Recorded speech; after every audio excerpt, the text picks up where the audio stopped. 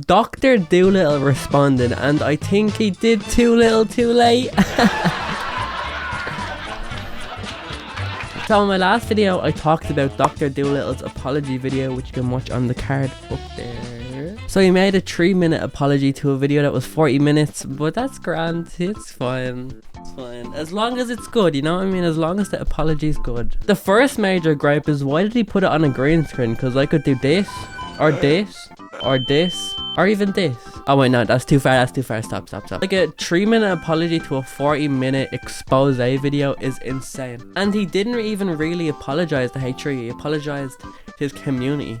I think the person who deserves the apology the most is H3. Another thing is that he never explains why he is cancelled. He never says, oh, this is what I did, He's just like, I'm sorry. Like, to have a good apology, you have to explain why you are apologizing. He didn't explain what he's sorry for, is my gripe.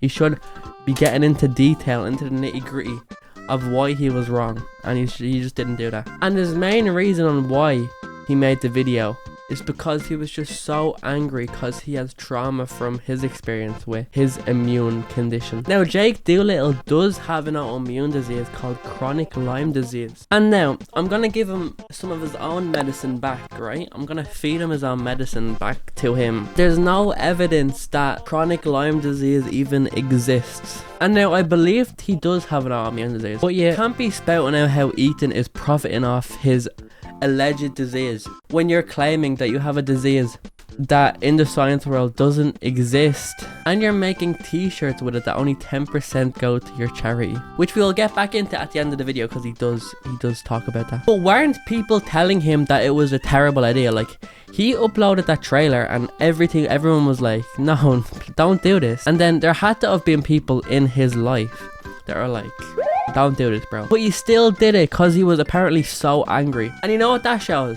That shows that he cannot be a journalist. He's like the most biased person in the world. And it's extremely unprofessional to let his emotions get the better of him on a video where he's exposing someone for 40 minutes. That's not just emotions, bro. That's illness. There's something wrong in your brain there. I recommend signing up for therapy immediately. Also, while you're going to therapy, you should probably stop making videos, or those style of videos at least. You've shown that you're incredibly biased and won't change your mind no matter what evidence is given to you, which is not good for an expose video, and you should just not make them. Just don't. Make some TikTok reacts with Drew Gooden or something. Don't be doing expose. If Drew Gooden even wants to talk to you after this, fuck up. You're just not open to criticism, and I mean, that's not good for a channel who's criticizing people, you know what I mean? And if you really did regret it, why did you keep it up the whole time Ethan was on break until his live show, where it got hundreds of thousands of views, and then Ethan goes to address that and you're like, bitch, no.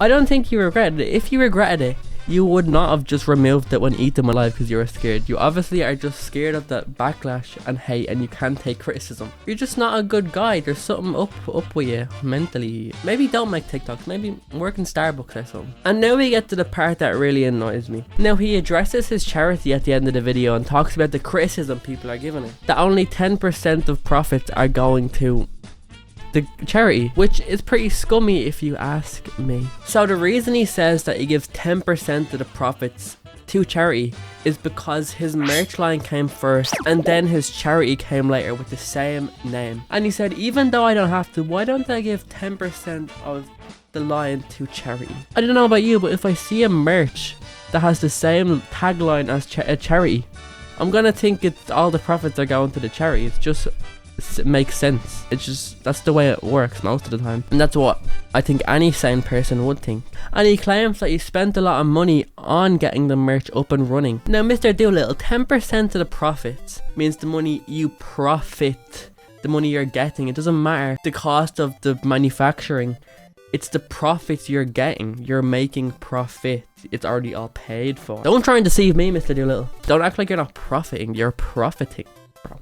You're profiting. Another scummy thing, maybe change the merch line or change the charity name, because I think that's the most scummy thing you've done, Mr. Dr. Doolittle. Well, that's it for today's video. It was a short video, but it's still longer than his apology, so, you know, that's something. But please subscribe, please like, and goodbye. happy Friday or Saturday or whenever you're watching this, you know.